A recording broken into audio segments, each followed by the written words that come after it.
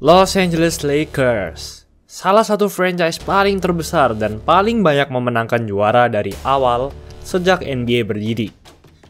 Dari era Wilt Chamberlain, Magic Johnson, Shaq, Kobe, hingga sekarang LeBron James, Los Angeles Lakers tak pernah redup dari yang namanya bola basket.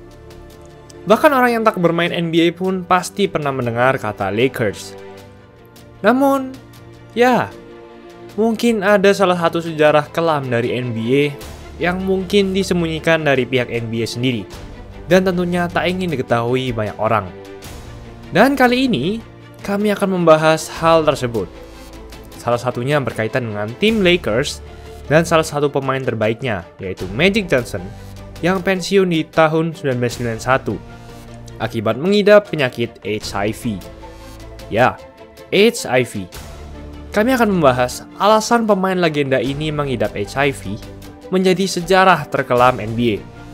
Sebelum lanjut, jangan lupa like dan subscribe ya. Simak ulasan berikut ini. Era kesuksesan tim Lakers dengan Magic Johnson sering disebut dengan Showtime Lakers. Mereka terkenal dengan gaya permainan cepat yang memanfaatkan fast break. Tim ini tentunya didukung oleh kemampuan mengumpan Magic Johnson dan kemampuan Kareem Abdul-Jabbar, center raksasa Lakers, dalam mencetak angka. Totalnya di era tersebut, mereka memenangkan 5 cincin juara di era 1980-an, hingga akhirnya Magic Johnson pensiun di tahun 1991. Sepertinya tidak ada masalah sama sekali ya. Tim hebat dengan 4 Hall of Famer mendominasi NBA dengan 5 cincin juara. Sama seperti dominasi Golden State Warriors beberapa tahun lalu. Namun, kamu tidak tahu apa yang mereka lakukan di belakang. Yap, tepat di balik lapangan basket, mereka semua, literally semua pemain mereka adalah orang-orang yang sangat berbeda. Mantan pemain Lakers yaitu Michael Cooper pun bahkan berkata bahwa tim ini sepenuhnya berisi orang yang bejat, di mana Magic Johnson adalah yang terbejat.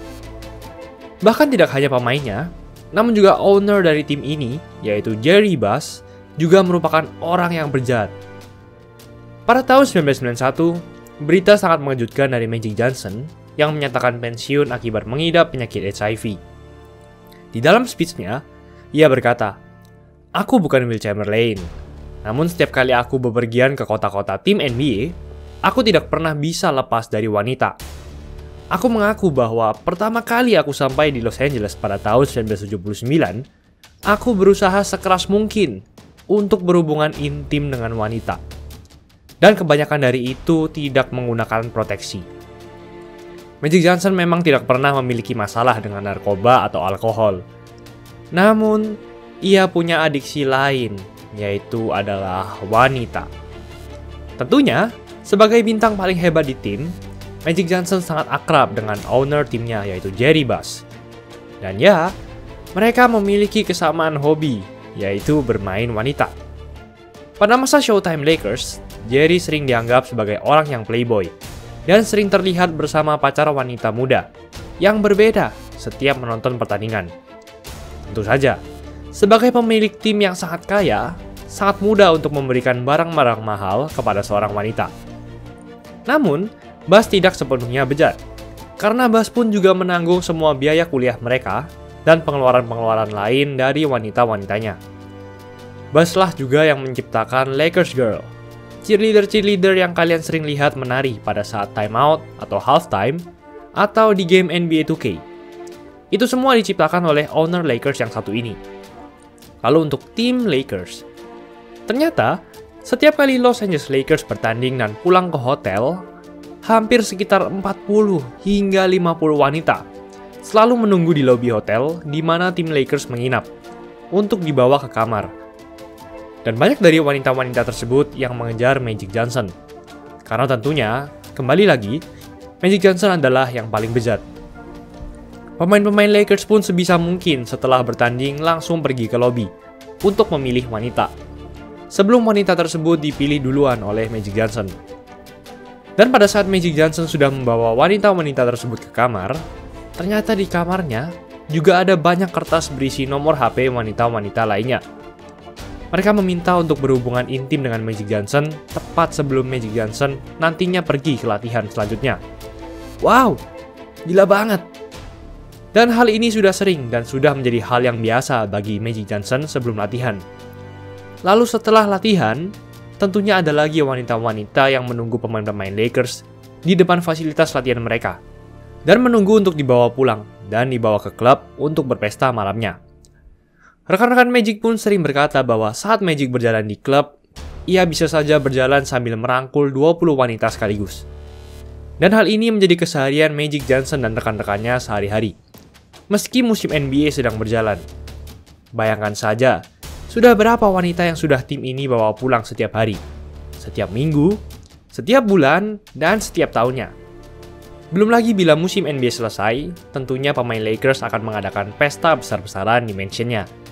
Salah satunya adalah Magic. Ia mengundang banyak sekali artis wanita, rekan setimnya, dan wanita-wanita tentunya. Dan ada yang bilang bahwa bila Magic Johnson melihat seorang wanita yang berdiam menganggur di sana, ia langsung membawanya ke kamar. Dan bila wanita tersebut menolak, wanita tersebut akan dilarang mendatangi pesta apapun lagi yang diadakan. Mungkin di detik ini kamu bingung. Apakah istri-istri dan pacar asli dari pemain-pemain Lakers ini tidak tahu tentang hal ini? Jawabannya adalah mereka tidak tahu.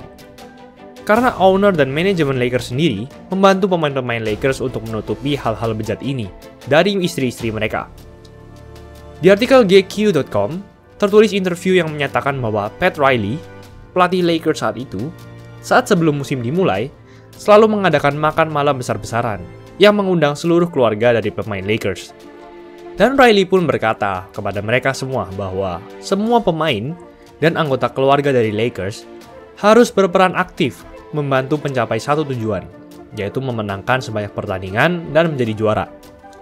Riley pun berkata, jangan sampai ada drama yang bisa mengganggu mental pemain. Misalnya, gangguan dari anak-anak, masalah keluarga, dan lain-lain. Bila ada pun, diamlah. Itulah yang dikatakan pelatih Lakers yang dalam kata lainnya adalah jangan sampai pemain-pemain Lakers ini terganggu oleh keluarga. Dan ya, hal ini cukup mengonfirmasi bahwa istri-istri dan pacar asli dari setiap pemain Lakers mau tidak mau harus membiarkan apapun hal yang dilakukan pemain Lakers, apapun itu, dan mereka tidak diperbolehkan untuk mengetahuinya.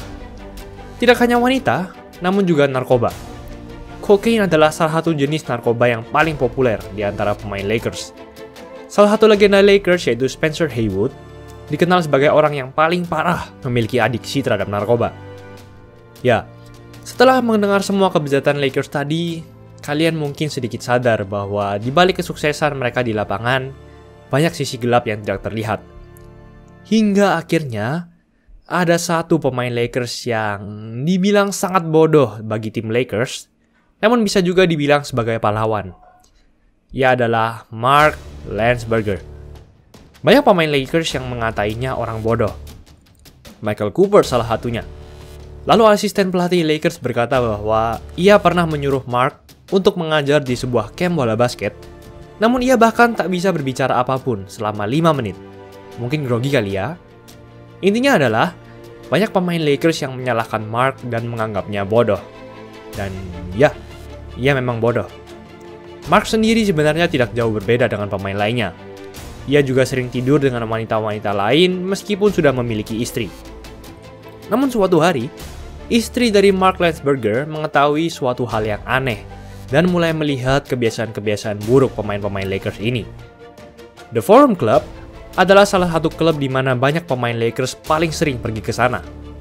Dan tentunya, anggota keluarga dari semua pemain Lakers tidak diperbolehkan masuk ke klub tersebut. Tidak hanya pemain Lakers, namun juga pemain dari lawan Lakers sehabis bertandang ke Los Angeles. Lalu klub ini juga boleh dihadiri oleh artis-artis, pemain liga profesional dari olahraga lain, dan masih banyak lagi. Tentunya, sebagai klub yang sangat besar, di sana ada banyak sekali wanita-wanita yang menunggu untuk diajak pulang. Dan karena penasaran dengan apa yang ada di klub ini, istri Mark pun bertanya kepada Mark, apa yang sering kalian lakukan di sana? Dan, ya, dengan bodohnya dalam tanda kutip, Mark menceritakan semua. semua dengan jujur.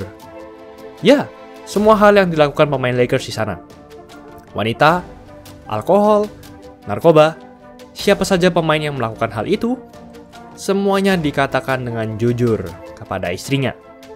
Dan sejak itulah, cerita bejat yang kalian dengar ini terungkap ke publik. Istri-istri pemain Lakers akhirnya mengetahui perlakuan bejat yang selama ini dilakukan suaminya. Istri dari James Worthy pun juga akhirnya meninggalkan James Worthy. Dan akhirnya, masalah mengenai narkoba dan alkohol di klub ini dan yang dilakukan oleh pemain Lakers pun akhirnya mulai bisa diatasi. Jadi, bila saja Mark tidak memberitahu istrinya bahwa Lakers melakukan hal-hal yang bejat, mungkin saja NBA hingga era ini masih berkutat dengan wanita-wanita dan juga kebejatan-kebejatan lainnya. Itulah ulasan mengenai episode kali ini. Jangan lupa like, komen, dan subscribe agar channel ini bisa berkembang dan menghasilkan video menarik lainnya. Thanks for watching. I'll see you in the next video.